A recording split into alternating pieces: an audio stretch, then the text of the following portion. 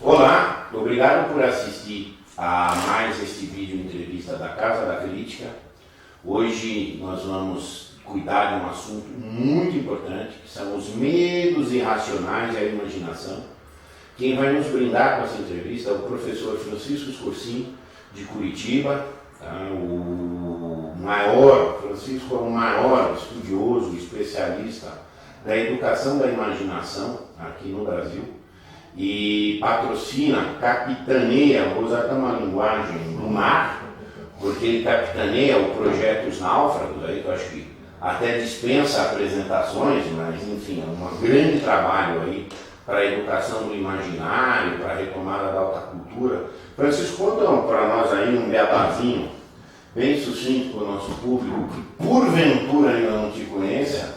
Fala um pouquinho da tua trajetória, o estudo da imaginação. Legal. Bom, primeiro, obrigado pelo convite. Né? Imagina, nossa alegria. Sempre uma honra poder trabalhar contigo, tá junto nos projetos. Já faz um tempinho que a gente está se trocando. Bom, para quem não me conhece, eu venho do mundo do direito, né, como você também. Sim. Mas a ideia para juntar com a atualidade do projeto Os Náufragos, o nome tem a ver com a minha própria biografia. Porque na faculdade eu senti um náufrago existencial, sem saber direito o que eu estava fazendo lá, que não fazia muito sentido para mim. Mas, no entanto, fiquei como advogado, etc. Até hoje ainda atuo, em alguma medida. E a partir daquele naufrágio eu comecei a dar minhas braçadas e a procurar alguma saída. E a saída foi através de uma educação, vamos dizer assim, mais com a autoeducação do que qualquer outra coisa. Embora eu tenha tido professores, gente que ajudou, e muita indicação e troca, etc. e tal. Comecei um processo, que já vão mais de 20 anos nisso. E nesse meio do caminho eu ia descobrindo sempre que para poder estudar qualquer coisa que eu quisesse, eu tinha que ir para uma fase anterior, sempre para uma formação sempre introdutória, como se fosse degraus para se chegar, e eu percebi que tinha lacunas e mais lacunas na minha formação que não se resolvia.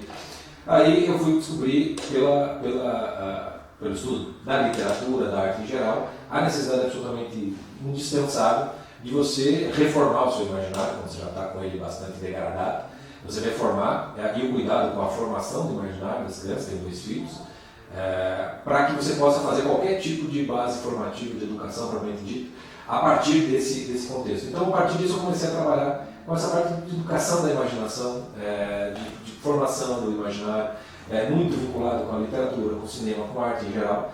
E o meu caminho foi seguindo assim, com aulas particulares, com cursos online, presenciais, palestras, clubes do livro, que hoje é uma das coisas que eu mais faço, até chegar no final das contas na forma você se torna aquilo que tu és no final das contas, que é no projeto dos Náufragos, né? Que aí a gente tenta pegar justamente essa base que vem até antes da educação, que facilmente vai ser identificada como tal da autoajuda, que todo mundo tem um preconceito com uma certa razão com relação a isso, mas cujo preconceito não resolve o problema do qual a autoajuda nasceu, que é um negócio, é um fenômeno que está todo mundo perdido, no final das contas, essencialmente falando, e a autoajuda vem para tentar resolver isso, como outras trocentas coisas também vêm. Então o projeto Náufrago ele vai ser facilmente identificado como algo da autoajuda, mas quem nos conhece já sabe que vai ter uma diferença muito radical entre qualquer proposta, e o que a gente faz é justamente juntar essa parte de formação do imaginário, educação da imaginação, com um aspecto muito existencial. Então, aí a gente trabalha com crise dos 20 anos de idade, crise dos 30 anos, o desenvolvimento da imaginação, como é que você aprende a lidar com teus pais e tal, e a questão da imaginação está sempre no centro, na essência de todo o trabalho que a gente faz. Aí o pessoal, você acompanhar, vai entender perfeitamente o que eu estou falando. Não, seguramente. E sou bastante convencido que os náufragos aí aportam talvez uma das únicas experiências no Brasil de direto ao assunto do imaginário. Tá? Acho que uma das únicas iniciativas no Brasil nesse sentido. Mas deixa eu abordar uma questão assim, já falamos reforma do imaginário. Acho que é um recorte bem importante do que você mencionou. Para andar para frente eu tenho que primeiro voltar um pouco para trás. Eu não vou subir o andar da casinha se eu não reforçar o alicerce. Acho que é bem por aí que você vai dizer. Nosso assunto hoje de medos irracionais e imaginação. Essa imaginação seria esse espaço aí de um chão mal sedimentado em cima do qual a casinha treme e dá medo? Como é que é isso? Eu acho que ela é, se fosse para tentar usar uma metáfora, uma analogia, que é exatamente o instrumento, a linguagem da imaginação, Eu não sei se ela chegaria a se formar uma espécie de chão, mas ela é um instrumento com o qual você levanta a casa. Então o chão mesmo vai estar as suas experiências vitais, sensoriais, as suas experiências afetivas. E a imaginação ela é a cola, né? Ela é a massa que liga essa parte afetiva com a parte propriamente racional e volitiva. Quer dizer, você não um intermediário aí. Ela é a faculdade mediadora, né, entre todas. Então ela vai e volta o tempo inteiro. E aí é por isso que Santa Teresa d'Ávila dizia: a imaginação é a boca da casa, porque ela funciona sozinha. Se você deixar funcionando sozinha, ela vai construir a casa. Não é do jeito que a imaginação quiser, porque ela é como se fosse um cavalo chucro. Alguém vai conduzir esse cavalo no final das contas. E quando você educa essa sua imaginação, e você coloca ela trabalhando em função de valores, de propósitos de vida, essa casa vai ser erguida com muito mais racionalidade, fundamento, e vai a metáfora do Evangelho, né? Quer dizer, quem constrói sua casa sobre a areia, uma hora vai ruir. Então a educação da imaginação pressupõe você tomar consciência, né, de que a imaginação, no fundo, ela é o grande instrumento e o veículo para qualquer tipo de aprendizado, de tomada de consciência e de formação da personalidade. Tanto é que qualquer assunto que você queira dar aula, você vai ter que sempre usar exemplos. Sim. E não raro é só no exemplo que a pessoa entendi. O exemplo o que é? Nada mais é do que você usar da imaginação para que aqueles conceitos abstratos ganhem uma plasticidade, uma concretude na qual você consiga daí saltar para a abstração, tendo essa base sensorial. Então os exemplos são absolutamente pelos exemplos que você aprende, no final das contas, tanto na escola como na vida, né? São os exemplos das pessoas em torno que nos formam no final das contas. Então ela não chega a ser o chão e o fundamento, porque o chão e o fundamento eu sempre digo, o chão e o fundamento é a tua própria vida, é aquilo que você viveu. Uma experiência direta ali. É a experiência direta, é a coleção dos teus amores e desamores, dos teus traumas e das tuas conquistas, que estão todas colhidas, vamos dizer assim, como imagens na sua memória, que compõem esse imaginário maior, que vai se basear na tua memória para ir muito além do passado e ser capaz até de projetar um futuro. Então a base é essa. Você tem que saber, aquela coisa do decifra ou te devora. Você tem que saber quem você é no sentido de saber quem você foi, né? O que foi que te formou, o que foi que aconteceu e que faz você estar onde você está hoje. A imaginação vai precisar disso para poder trabalhar. Ela não funciona no vazio. Eu costumo dizer assim, o pessoal que acha que imaginação é criatividade, invenção, não está entendendo. Porque mesmo a figura criativa mais fantástica que você pode imaginar, um dragão, por exemplo, nada mais é do que a junção de um jacaré com asas, com pássaro. Então ele não criou o dragão do nada. Pega todos os ETs do cinema. Todos eles têm alguma característica que lhes dá uma humanidade com a qual a gente consegue identificar que não digo que é igual, mas que temos algo em comum. É uma forma física como um corpo, ou então uma linguagem, uma capacidade de linguagem, de compreensão. Alguma coisa vai ter que ter, você não consegue criar algo do nada, no final das contas. Do nada vem, do nada, um princípio ontológico até, assim. Mais ou menos. Assim, se a imaginação é o caminho aí, inclusive para chegar no abstrato, a regra do abstrato, a ontologia fina, que do nada vem. Exatamente. Então, se eu quero produzir, eu tenho que construir antes. Exatamente. E me conta uma questão, importante, imaginação. Muitas vezes as pessoas associam imaginação à imagem visual. Esse é o limite da imaginação ou não? Não, de maneira alguma, porque você vai ter, vamos usar a palavra de modo impróprio, você vai ter imagens musicais, por exemplo. Okay. Então, a plasticidade visual, ela é muitas vezes uma necessidade para você poder, vamos pegar assim, você vai imaginar o seu futuro. O que você quer do seu futuro, um planejamento do futuro. Muitas pessoas precisam imaginar a coisa plasticamente. Então, eu quero estar com uma casa assim, um carro, eu quero ter não sei o quê, eu quero estar com um diploma disso, eu quero estar formado, eu quero estar morando em tal cidade, em tal país. Você precisa ter uma imagem para que aquilo seja suficientemente atraente para você querer ir atrás daquilo. Mas você não diz só essa imagem da imaginação. Muitas vezes, até mais até eu acho, a imagem musical, que é uma expressão entre aspas errada, mas muito boa para lidar com essa coisa da imaginação, porque a música tem muito mais a ver com os afetos, com os sentimentos, que são a base da imaginação. A imaginação ela funciona despertada pelos sentimentos, e esses sentimentos muitas vezes são resultados de desejos e temores que surgiram das mais variadas razões. E muitas vezes você só consegue ter uma imagem de um sentimento através de uma imagem que é mais propriamente musical, que é um movimento como um todo. Então quando você pega uma música triste, por exemplo, você tem uma imagem de tristeza. dentro de você. Né? Quando você está triste, você quer escutar umas músicas, sabe, uma música de cor, né? Sertanejo, não sei o quê. Aquilo é uma imagem que você tem na sua imaginação do que é a tristeza, e aquilo vai ter até um efeito, às vezes, curativo, ou então, às vezes, um efeito mais se machucar mais um pouco naquilo, mas é uma imagem que está compondo ali a sua imaginação. E às vezes elas são muito mais importantes, porque elas te dão uma ideia de movimento, né? Uma imagem estática. E quando você tem a imagem estática junto com essa imagem de música, de movimento, você tem ali um mundo quase que incompleto na tua imaginação. Aí a gente começa a poder falar de imaginário, não só de imaginação. A imaginação pode imaginar uma imagem, ela pode ter uma imagem musical, mas aí você vai ter um imaginário completo quando você consegue construir um mundo quase que de à parte, né? que é o que o escritor faz. Se você pegar os grandes criações como Game of Thrones, O Senhor dos Anéis, não é aquele cara que construiu aquele mundo todo. Né? O Tolkien, por exemplo, onde ele tirou o mundo todo? Ele construiu a partir da linguagem. Ele ia quando era moleque, ia nos fundos da casa, tinha trilho do trem e ele ia passar os trens que iam da Finlândia. E ele via as letras, né? A finlandesa, e daí ele construiu toda uma linguagem que vai dar no Senhor dos Anéis, que é um mundo inteiramente criado, com mapa, com geografia, etc., com história, com mitos, que é uma combinação, né, de uma série de imagens com um movimento que é musical. E quando vai para o cinema, você vê isso perfeitamente, porque a trilha sonora compõe, né, boa parte da história do filme, como aliás qualquer filme. Nas nossas vidas, se você botar a trilha sonora em cada momento, a vida ganha em significado, em sentido, muito mais do que sofrer na pele sem nenhum aparato. Então, não é, você pode falar que imaginação lida exatamente com imagem estática. Se você ficar só nisso, só nessa coleção de figurinhas, você vai, é pouco. É como ter livro na biblioteca, mas ter livro na biblioteca também não significa nada. Você precisa transformar aquilo em vida, no final das contas. Né? E vida é movimento. Né? Ou seja, a melodia musical aí é um manancial do imaginário. Com certeza. Importante essa definição, é importante essa compreensão.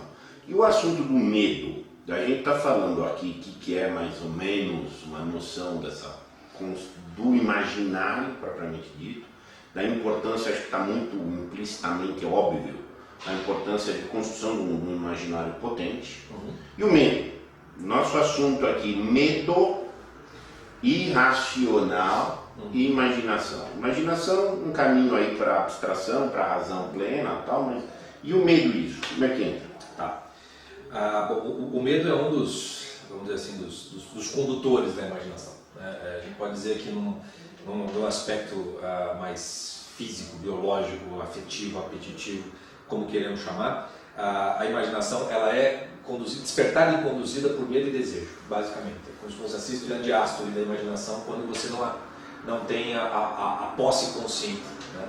E a usa com racionalidade. Então, o conjunto dos teus desejos e temores é o que acaba te conduzindo. Só uma coisa, essa tensão aí, desejos e temores, é uma dimensão animal. No primeiro momento, sim. No primeiro momento, sim. Mas ela vai ter um fundamento metafísico. Porque qual é o fundamento metafísico, mas que é físico, do medo? Sim. Metafísico é físico. É físico. É físico e metafísico. Metafísico.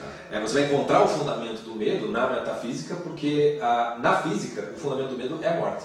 Todos morremos. Todos morremos. E assim, metafisicamente a gente não sabe o que acontece. Né? Você vai ter fé de que morreu, acabou. Ou você vai ter fé que tem um paraíso, um inferno, um purgatório, ou qualquer outra coisa que vai. Mas você vai ter um fundamento que é desconhecido, em boa medida. Vai exigir um salto de fé, no final das contas. E no instante que você nasce, você pode morrer no instante seguinte. Você está o tempo inteiro podendo morrer nesse exato momento. Daqui 5 segundos, agora mesmo eu vou cair tudo morto. Esse é o fundamento. Esse é o fundamento do medo. Ninguém quer morrer, porque ninguém sabe o que tem depois. Né? Então, o fundamento do medo, sendo um medo da morte, essa é a razão de ser do medo, no final das contas. Então, a pessoa que ela quer começar a descobrir quais são os seus grandes medos, ela começar a tomar consciência, ela fazer um inventário dos seus medos, no fundo ela vai ver que todos os medos vai ter um fundamento em que aquilo que você tem medo que aquilo pode te matar, no final das contas. Nem que seja a morte de um ego inventado. Nem que seja. Qualquer coisa, seja aquela coisa, o conhecido é sempre, entre aspas, melhor do que o desconhecido. Né? Ninguém cairia numa depressão se não achasse que tá ruim, mas tá bom, porque pelo menos eu conheço. Se eu tentar mexer, pode ser que piore. Então o medo de piorar faz com que a pessoa caia ainda mais numa depressão, por exemplo. Importante explicação. Então, a coisa do medo irracional, ele sempre é irracional porque você não o encara de frente. Então, o medo, quando você tem medo de alguma coisa, você tem limite para aquele medo. Então, você tem medo de voar de avião, você sabe os momentos em que você vai ter esse medo. Né? E a partir do momento que você sabe do que tem medo, você tem como começar a lidar com isso, para fazer uma terapia, para fazer uma série de coisas. A causa desse medo pode estar vinculada a um trauma que você viveu, pode ter sido simplesmente um medo, assim, na hora que você vai aquele avião voando, você não vai se sustentar no ar de e aquilo te dá um pânico, imediatamente falando, que é um medo físico, que é da morte exatamente falando, e que a tua imaginação salta, como se fosse como se fosse um termômetro que vai do 0 para 125 e você não consegue mais raciocinar. Aquele medo tomou conta, a tua imaginação inflou de uma tal maneira que para chegar no ataque de pânico falta muito pouco. Então, a imaginação, quando ela é movida unicamente pelo medo, né, o que o sujeito acaba fazendo? Ele acaba transformando a sua vida sempre numa busca por segurança, no final das contas. Ele vai sempre procurar o certo, o confiável, o seguro. Ele vai sempre tentar garantia. Nem que seja um vício. Nem que seja um vício. No limite, ele pode abraçar um vício, estou viciado na coisinha aqui, mas eu estou seguro. Eu estou seguro. Né? A sociedade brasileira, o imaginário brasileiro é fundamentado no medo, no nosso medo. No medo, principalmente da nossa inconsistência. Né? Ou seja, mas não tem nenhuma identidade formada. Então a gente não sabe nem quem é. A gente olhar para o aspecto político, cultural, etc. E tal, é uma falta de memória atroz. A gente não tem memória histórica, não sabe de onde vive. Eu sempre brinco, você conhece um pouco da história do teu avô? Sabe nada. Nem só avô, não sabe nem. Não faz a menor ideia. Não sabe nem o nome da avó. Não sabe. Então, quando você tem essa dimensão da vida tão reduzida, é óbvio que você vai ter um medo tremendo da vida. No final das contas, a sensação é de que nada vai permanecer. Então, uma das buscas principais do brasileiro é uma estabilidade, uma segurança. Que como ele não tem nada no Brasil que não seja de ordem material, hoje a gente tem as nossas praias, a nossa natureza, a gente vai buscar um concurso público. Então, vira um projeto de vida para muita gente fazer o concurso público, não porque o sujeito sinta-se chamado vocacionalmente a servir o público, mas simplesmente porque ele se sente desesperado por ter uma estabilidade e uma segurança. Então, ele passou no concurso público, o que ele resolve na prática? Ele resolve na prática assim, aquele pouquinho que ele ganha vai ser até o final da vida dele. Teoricamente, ainda, olha aqui. Mas é tudo, aí que está a irracionalidade da coisa. Ele acha, ele sossega o medo dele. Mas é um medo profundamente irracional, porque aquilo que ele está aparentemente garantindo pode ser também justamente a garantia de uma vida miserável e infeliz, em vários aspectos. Né? Normalmente é o caso. E não à toa que chegou a ter, tem setores do serviço público que tem que ter até serviço de ala psiquiátrica, né? O Banco do Brasil tinha, né? Um setor de psiquiatria dentro do banco. Por quê? Porque é um bando de gente procurando segurança, conforto, falando, ok, você conquistou aparentemente isso, mas você pode morrer ainda. Né? O medo não vai embora, a segurança e a estabilidade não se resolvem de uma vez por todas. Você sempre vai ter algum aspecto de saúde física que vai estar sempre um problema, vai estar sempre ali um ponto de medo. Então o trabalho da imaginação com o medo, ela é mais ou menos assim, o medo faz com que a tua imaginação trabalhe, você se protege com relação aos teus medos. Né? Nós estamos morando no Brasil.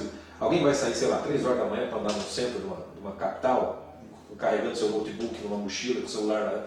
Não vai. Não vai por quê? Porque eu tenho medo de ser assaltado. É um medo racional ou não? No Brasil é. Sim. Agora, o mesmo brasileiro que vai para o exterior e vai tirar dinheiro num caixa automático no meio da rua, às 3 da tarde, tem um monte, vários que falam, eles ficam assim, né? Olhando para ver onde é que, se tem alguém olhando. Daí você dá conta que ele não está no Brasil. E que as pessoas não vão, no primeiro mundo, não vão assaltá-lo imediatamente.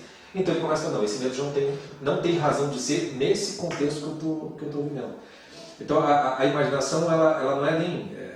ela vai trabalhar com o que ela tem. Se aquele medo ele é tamanho e ele domina a imaginação, a ponto de você sequer conseguir pensar nele, você quer simplesmente resolver o problema, a imaginação vai se tornar serva de uma irracionalidade que vai fazer você mover mundos e fundos para te dar uma aparente segurança para um medo o qual você não quer nem encarar o objeto.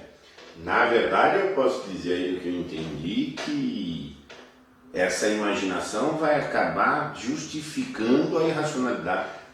O sujeito vai construir um mundo imaginário, no final das contas, que vai dar todas as razões para ele ser como ele é.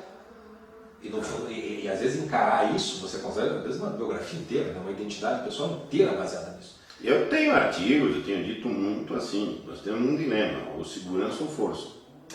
Ou segurança ou força, mas não dá para servir aos dois senhores. Exatamente. no nosso escritório, lá no consultório do J. ele tem um quadrinho dele que ele deixa ali para os pacientes. Be brave, not safe. Seja corajoso, não procure a segurança, porque a segurança ela vai ser sempre insuficiente. Tá, mas eu chegar nesse caminho, e que a gente está falando de que minha irracionalidade, o meu medo excessivo, uma covardia de ser, que é uma covardia do encontro, então como se eu encontrar pode morrer, melhor eu não encontrar, porque daí eu acho que não morreu e eu fico construindo um mundinho e a imaginação me ajuda como um subterfúgio dessa razão. Agora, e o contrário, uma imaginação, eu posso educar bem uma imaginação para chegar lá numa racionalidade, portanto ter menos medo vivencial? Com certeza. Não só pode, como tem que fazer isso em alguma medida. A própria vida vai educando em certo sentido nisso, mas é absolutamente indispensável que você faça esse tipo de educação mesmo, né, consigo mesmo. Porque o que acaba acontecendo? Quando você tem esse medo, que às vezes pode ser o medo de ser brasileiro, de estar no Brasil, né, da insegurança generalizada, isso pode gerar toda uma construção de uma vida na qual você nunca volta para, digamos assim, analisar ou fazer um balanço dos fundamentos mesmo do teu próprio ser, da tua existência. E normalmente quando as pessoas já estão numa fase avançada de que o medo construiu a sua vida, sim, né, o medo ele já não tem um objeto. A pessoa já não sabe do que exatamente ela está com medo. E nesse ponto eu gosto muito de uma não é bem uma definição, mas... defensivo contra tudo, a famosa posição defensiva. Exato. Estou me defendendo. Sim. Quem pôs o copo está ali, a resposta é eu não sei, eu não vi, não fui eu. É isso? É mais ou menos isso. Mas isso é uma pandemia hoje. Total. E é por isso que você tem... Quais são as consequências de uma coletividade que está assim? Quando o medo não tem mais objeto, ele se transforma em angústia. A angústia, ela é um medo sem objeto. É mais ou menos assim. Excelente. Botaram quem deu isso foi o Northrop Frye, crítico canadense, analisando a questão de literatura. Vou definir a angústia aqui para facilitar o trabalho. Eu falei, não, facilita não só o teu, como muita gente. Salva milhões, multidões. Tem um bandido aqui na sala, eu estou com medo do bandido, o cara está com a arma apontada. A angústia é quando o bandido já foi embora, eu continuo vivendo como se ele estivesse com a arma apontada para mim. E essa angústia é crescente. Essa angústia, que já é um medo no segundo grau, que você já vai precisar rastrear de onde ela vem, as causas dela, quando isso se torna coletivo, você tem um problema sociológico, evidentemente falando. O século XX é o século no qual o desmonte espiritual que a modernidade causou mostrou a sua verdadeiro fruto. Que não é nem as guerras, grandes guerras, as dizimações, etc. Porque aquilo ali já é, digamos assim, até uma solução. Até uma solução para alguma coisa. Eu digo do vazio. Sim. Existencial, que daí surge um Viktor Frankl com a sua sede de sentido, com a sua logoterapia para dar sentido na vida. E basicamente, o que ele está atacando? Ele está atacando essa angústia vital. Ele não sabe do que tem medo, porque se ele for olhar para aquilo, vai ter um vazio existencial tão brutal, que ele não aguenta olhar para aquilo. E aquela angústia vai obviamente ser somatizada em vários tipos de neurose, em vários tipos até de doenças somáticas, a explosão de doenças psiquiátricas, de depressão. A depressão nada mais é do que uma desimaginação. É quando você chega num ponto em que a tua imaginação você já está com tanto medo de que vai dar tudo errado, que a tua imaginação começa a funcionar só para te fechar naquele mundinho. O famoso, tá ruim, mas tá bom. O jeito que ele caiu nisso, ele vai precisar de ajuda química, porque ele já não consegue mais o mínimo esforço para sair de uma cama, muitas vezes.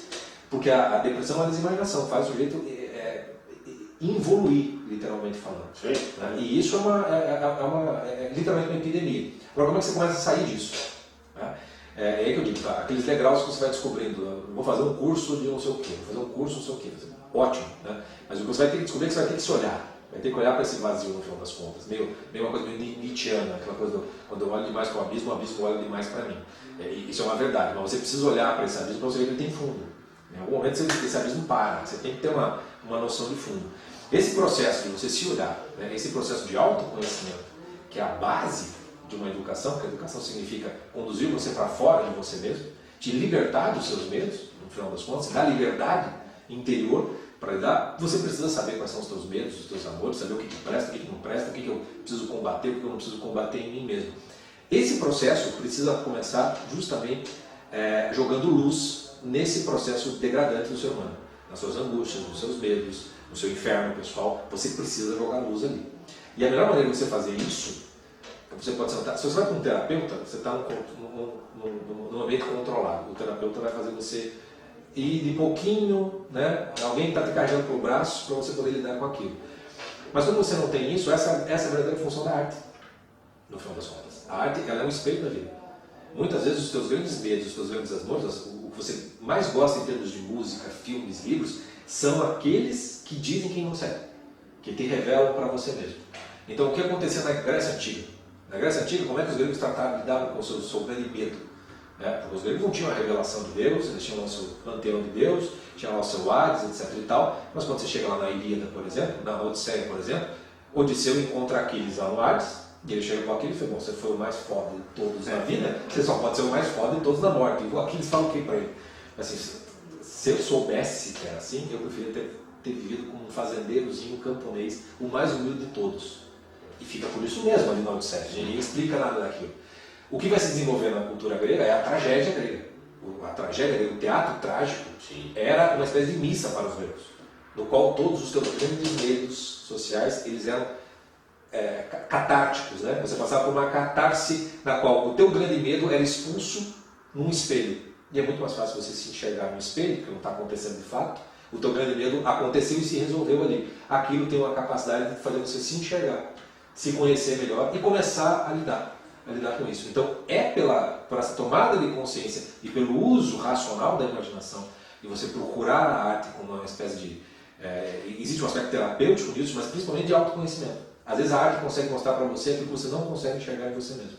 Olha a tua expressão aí, teu grande medo vai ser solvido ou vai ser sujeito a uma catarse por um espelho, lapidar essa frase. E acontece mesmo.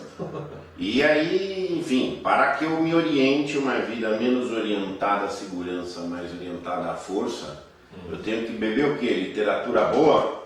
Aí entra arte, música decente, não pode ser funk, não pode ser literatura de boteco e qualquer coisa assim. A parte boa, né, tem uma boa notícia nisso, né? Quando você começa a fazer esse processo, tem algo que é absolutamente essencial também para que uma formação, que você vai começar a comer comida boa, né? É mais ou menos aquela ideia do sujeito que passou muito tempo no deserto, ou é um náufrago, ou não, tem um filme do Tom Hanks lá, o náufrago. Quando ele é resgatado, a turma recebe ele um banquetaço, né? Tem aqueles camarões, cascatas, não sei o que e tal, e ele não consegue comer nada daquilo. Ele não consegue dormir na cama, ele vai dormir no chão quando chega na hora de dormir. Ele não consegue. Por que ele não consegue ir direto para o melhor? Muitas vezes nesse contexto. Porque ele precisa aprender a amar o melhor. O que acaba acontecendo é que o sujeito acaba indo para o melhor, né, num desespero, ainda por temor de alguma coisa. Tá? É aquilo que vai me salvar, então eu vou naquilo como se fosse... vai com muita sede ao pote, vamos dizer assim. E normalmente se ele se empanturrar, isso acontece com o pessoal que está no deserto, ele morre. Ele não consegue processar aquilo. Né? E eu vejo muita gente, e a morte no sentido não físico, né? Para esse pessoal, ele é uma morte de cunho espiritual. Né? A quantidade de pessoas que saem do nada para se achar o tudo é uma grandeza. O cara que saiu do nada, ele se converte, por exemplo, para uma religião qualquer. No instante seguinte, ele já é uma espécie de cruzado, ele já é um terrolo. Não, tem um processo. É um chato, na mais branda das hipóteses. O processo de quando você começa a se conhecer e a se olhar é também um processo não só de você enxergar os seus temores, mas também de começar a inventariar e digamos assim, a se alimentar dos seus amores. Então, ao mesmo tempo que você tem que conhecer aquilo que você tem que conhecer aquilo que você sempre desejou e saber de onde aquilo veio. E o processo com a literatura, às vezes você não vai conseguir ir direto com o clássico, por exemplo. Eu tenho aqui, posso dar exemplo de centenas de alunos meus, no qual, se eu der uma Odisseia para eles lerem, não vai funcionar. Mas se eu mostrar para eles uma morte de Ivan Illich, uma morte de Ivan Illich, ou até menos do que isso, um romance policial, um romance de um Graham Greene, romance de espionagem, alguma coisa. Às vezes quando eu percebi assim, tudo pode ajudar, no final das contas, até filme de super-herói muitas vezes funciona, porque o sujeito não tem mais nada na cabeça dele, no imaginário dele, a não ser isso. Então você precisa começar onde você está. Você tem que cavar onde você está. Então, a partir desses seus amores, você começa, é possível você começar a construir, vou dizer assim, até um projeto pedagógico que parte do próprio sujeito, e não propriamente de um ideal pedagógico que você gostaria ao qual ele se ajustasse. Então, nós estamos numa época em que os projetos não tá tudo aqui, o ponto zero está aqui, nós estamos aqui embaixo. Então, para subir, vai ter que ser no 1 a 1. Muitas vezes vai ter que descer. Eu brinco, os náufragos eu me sinto meio com salva-vida. Eu estou na beira da praia, ele está se afogando, eu entro, tiro ele, e está ali, está vivo, ok. Eu só posso fazer isso. Eu vou até a água e trago. O restante, construir tua vida, a casa, etc. E tal, você vai ter que achar uma outra pessoa, ou você vai ter que começar a procurar. E uma coisa legal desse processo de você começar a lidar com a arte nesse sentido mais formativo é que vai ter o aspecto do desejo. Você precisa aprender a gostar dessas coisas. Então, o sujeito que começa a ler literatura como quem vai para a academia, vai dar errado. Ele tem que começar a ler literatura como quem vai para o cinema. Até prazer, para ter um gozo. Prazer. Você precisa ter prazer, você precisa desejar aquilo, porque sem isso você não consegue amar aquilo de verdade. Você não consegue. Você vai fazer, na verdade, o seguinte: você vai fazer do teu amor ao maior, ao melhor, na verdade não é um amor, é um desprezo pelo menor, que você considera. Né? E aí tem muito, eu sempre brinco com você está escutando Tchaikovsky, né? Mas se passar aqui um carro de som tocando Evidências do Chitãozinho Choró, eu tenho certeza que por dentro essa música vai ficar cantarolando essas graças até o fim do dia. E o Tchaikovsky você vai esquecer no instante seguinte. Porque não adianta você trocar você não troca amores, é só um amor antigo, você não troca, você não despreza o amor antigo, você troca por outro amor.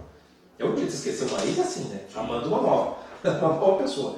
Porque senão você vai passar das Tome o testemunho. Você vai passar a desprezar aquilo. O desprezo não vai te levar para lugar nenhum, no final das contas. O desprezo nada mais é do que um filhote do medo, no final das contas. Que é o medo de você não conseguir, que é o medo de você falhar, que é o medo de você ser incapaz de amar. A quantidade de alunos que vêm com medo que eles sejam psicopatas, porque eles sentem que eles não conseguem ter uma empatia, sabe? Não é bem que você não tem. Só de você estar falando disso, você tem tanto medo de ser psicopata, que psicopata você não pode ser. Entendeu? Então, assim, você não sabe amar. Então você vai ter que começar a descobrir o que você já ama. Mas você abordou um ponto maravilhoso. Medo de amar. Se você fizer assim, quem tem medo de amar, que sai daqui, esvazia as multidões. Fica todo mundo nem lá.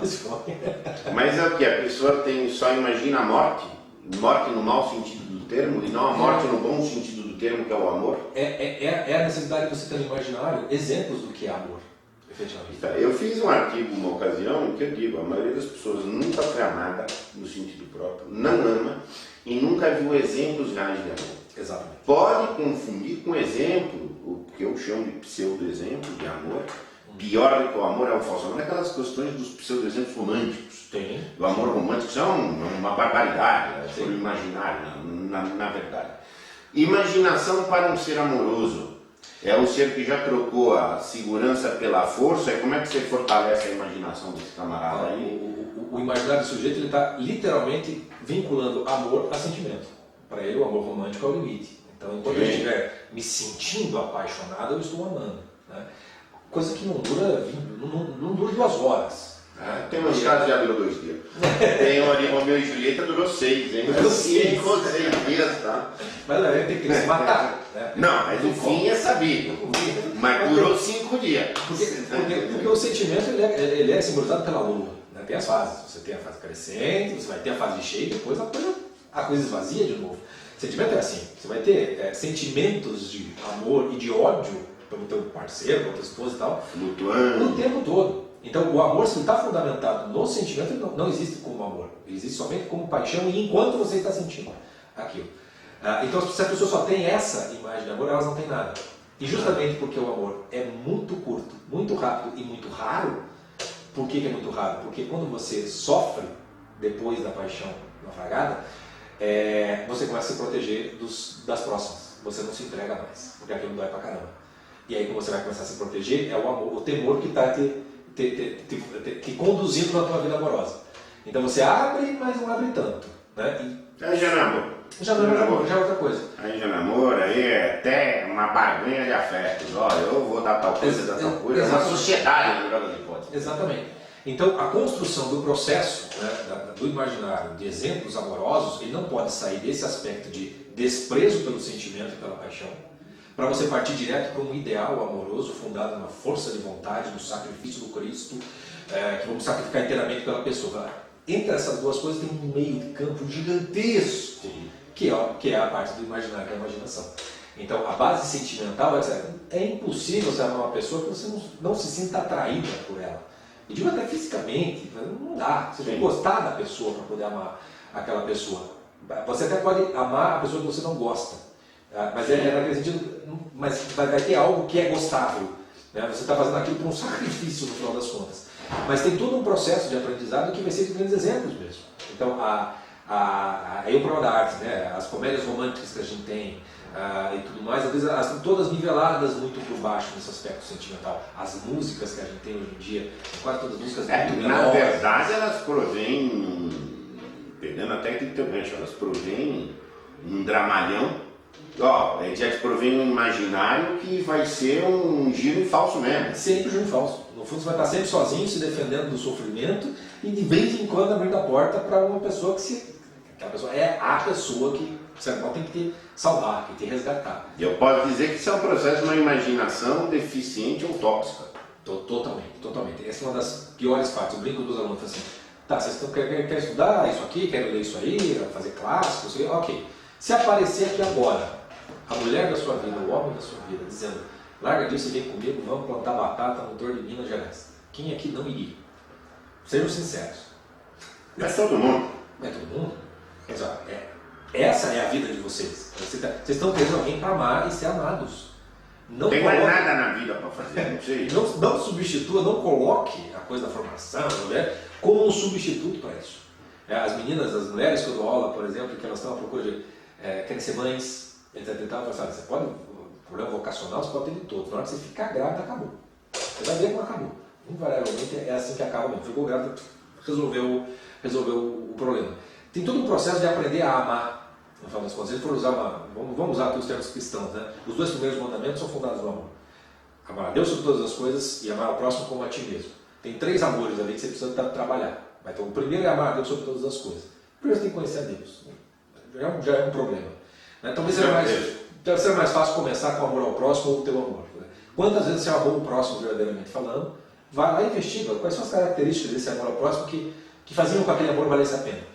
Certamente você vai ver que assim, não importa o que eu faça, fazer tudo para essa pessoa, o sacrifício por essa pessoa, vai começar a entender o amor a partir de um certo ponto no qual não é você que vai estar se satisfazendo, mas você vai estar fazendo algo pela outra pessoa. E se a outra pessoa estiver fazendo o mesmo por você, é o melhor dos mundos.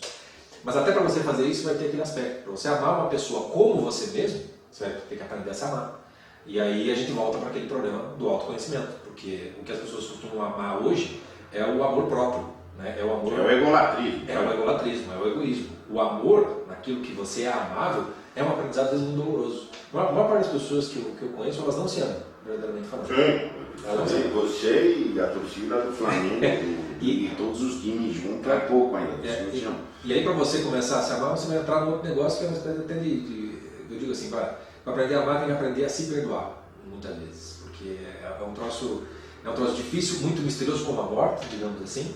Agora você tem tudo. E para eu aprender a me perdoar, quanta imaginação boa eu tenho que beber? Boa e progressiva, né? Não está dizendo? Sim. Eu costumo dizer assim, para a questão do amor, assim, absolutamente nada vai substituir o que você amar e ser amado nas mais variáveis áreas em que o amor atua. Então, você quer saber o que é amor, por exemplo? Olhe para a tua relação com os teus pais, por exemplo. Por pior que tenha sido, algum aspecto amoroso ainda permanece, ou das suas amizades. Né? Se você não tem nem isso, você é um bicho, um pet de estimação, né? O aspecto mais afetivo vai estar ali presente. E os teus amores, o eros, né? Do homem para a mulher, mulher para o homem, ou não que seja o amor, o eros homossexual, tanto faz. Das experiências amorosas que você realmente vai aprender a amar no final das contas. A arte, nesse sentido, ela vai te dar uma espécie de alimento da alma, ela vai dar um conforto, por exemplo. Você vê uma grande história de amor, sendo como Os Noivos de Manzoni, na literatura. Ou você lê a Felicidade Conjugal do Tolstói, por exemplo, Ana Karenina do Tolstói. Crime e Castigo com a Sônia e o Raskolnikov. É uma das histórias mais lindas de amor. Um amor redentor, absolutamente. Aquilo vai despertar o teu desejo por amar daquela maneira. Mas você não vai estar aprendendo a amar ainda, porque amar é uma pessoa. Não tem forma. Você pode começar a aprender a amar a literatura, a arte. E isso já é um aprendizado do amor. Então, na hora que você começa a amar um livro que você não consegue não ler, não ver um filme, quando você não troca mais essas coisas pelas redes sociais, por alguma outra coisa, você começou a amar. Você tem algo que você ama. Uma pessoa é algo muito maior, muito melhor do que isso. E você tem na tua própria história, história de amores, de amizade, de familiares, de amorosos propriamente ditos, de relacionamento, que você pode voltar a se vincular. A tua educação da imaginação e a formação do teu imaginário vai se basear nessas grandes histórias de amor, no final das contas, que são tanto de relacionamentos como de grandes sacrifícios, né? De martírios, por exemplo, a história do Cristo no Evangelho da sua paixão de Cristo é a história modelar de todo amor. Você não precisa chegar nesse grau nível, né? de luz. Eu tenho uma peça de teatro que foi filmada chamada Closer, no qual eu acho uma peça remédio, né? É aquele remédio que dói, né? A agulha da injeção para você começar a curar. Aquilo eu acho maravilhoso. É uma peça na qual ele fica só com o coração bruto do que é o amor tratado só como paixão. E do outro lado, o que seria o amor tratado somente como se fosse uma força de vontade, sem ter o aspecto afetivo. Ali é o retrato do nosso deserto espiritual, porque é um deserto amoroso, no final das contas. Então isso é uma maravilha. Você tem porque é um remedinho. Agora, quando você vai colocar, lê Ana Karenina, quando você vê... vai ter N. Sônia e o Raskolnikov. Sônia e o Raskolnikov já eu estou há meses elaborando tanto que tem de conteúdo naquilo ali. Isso aqui, inclusive, a Casa da Crítica quer debruçar exatamente nessa história, eu já fiz posts sobre isso. E uma contribuição muito boa também é da Cora Coralina. A Cora Coralina tem o poema do Aprender a Amar. Você não vai amar de repente, mas tem que é uma etapa progressiva. Mas você vai ascendendo a níveis de imaginação. Um exemplo. Posso afirmar o seguinte, até que nosso tempo é apertado, mas de arremate. Não imagino, eu caio no medo, estou morrendo de medo, eu vou ter mais medo ainda do amor. Se eu não imagino corretamente, eu tenho uma imaginação tóxica e etc., não me ocupo disso, ela fica justificando, ela cria e justifica o medo, se retroalimenta naquela coisa, e onde eu vou fugir é do amor. Uma vez que eu servi ao Senhor medo, eu fugi do Senhor força, que é o amor. É exatamente como isso. dizia Goethe, que a única força nossa é amar. O que você tem quando o amor, o temor, o medo é muito forte, os teus desejos eles ficam como uma espécie de prêmio de consolação, né? Pequenos prazeres da vida. Comprar sapato, comprar bolsa, fazer isso, cor de carro. Os hedonismos de toda a ordem, e acaba sendo meio que uma distração e um anestésico e às vezes um prêmiozinho que você se dá por estar conseguindo se sobreviver no final das contas. Mas o que a gente pode, para arrematar, a gente pode dizer que você precisa começar tomando conhecimento do quais são os teus temores, quais são os teus desejos, e o processo de formação vai te levar do temor para a coragem, para a virtude da coragem, propriamente dita. Você não vai conseguir ser uma pessoa corajosa se você não sabe aquilo que você teme, porque o corajoso não é um sujeito que não tem medo, não se trata disso, né? O sujeito que acha que coragem não tem medo, ele é um temerário, né? Ele é o cara que vai, eu vou pular daqui porque eu vou sobreviver. Você é temerário, você não é corajoso. Então a coragem ela depende de você conhecer os seus medos, porque isso te dá também uma série de limites. Né? Então o processo de formação do temor é te tornar uma pessoa mais corajosa, né? Uma pessoa mais madura no final das contas. E o processo do desejo, que é conjunto, é de levar dos desejos e das paixões, que são as mais variadas, as mais idiosincráticas possíveis. Você está cheio de fetiche e se achando o mais anormal dos seres, e todo mundo de perto é anormal, mas tem que te levar disso para o amor. Então, quer dizer, quando você chega para a coisa da coragem e do amor, já começa a chegar em algo que é algo muito maior, muito melhor em termos de valores, etc. e tal, que você vai começar a entender melhor o que seja a nobreza de alma, por exemplo, né? O que seja a misericórdia e a compaixão. Aí você tem valores, efetivamente falando, na tua alma, é dinheiro no bolso que você tem, não é livro, né? E curso que você fez a respeito dessas coisas. Não, você se tornou uma pessoa mais corajosa e mais compassiva. Não é perfeita, obviamente falando, mas você tem isso porque você começou a encarar os seus temores e a dizer não para certos desejos e paixões, porque você começa a querer algo maior e melhor. Aí então você tem todo um ponto de partida, digamos, um ponto final de um processo de formação, no qual no meio do caminho quem conduz isso é a imaginação, no final das contas. O trabalho com a imaginação e a formação do imaginário é absolutamente essencial, senão você não consegue ir longe. Sim, na realidade, talvez anda para trás. Né? Você evolui mesmo. Mas olha, nosso tempo deu. Francisco, uma alegria. Por favor, nos receba mais vezes aqui. Viemos aqui bater na porta do Francisco em Curitiba. Francisco, a gente vai bater mais nessa porta aí no futuro. Alegria ter você aqui na Casa da Crítica. Um prazer. Sempre tua participação, participação do Náufrago, está sempre Maravilha. portas abertas para a gente também. Muito obrigado. Muito obrigado.